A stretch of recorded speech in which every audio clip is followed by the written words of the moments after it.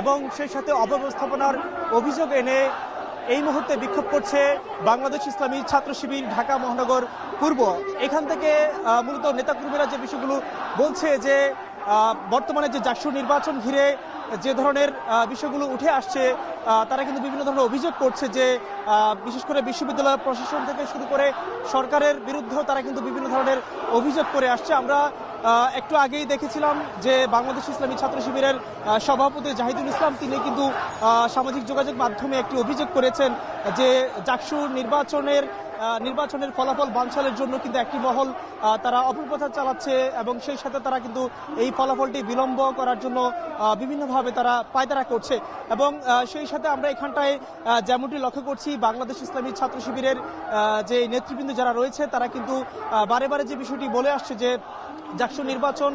গতকাল আমরা দেখেছিলাম যে যেহেতু বিকেল 5টা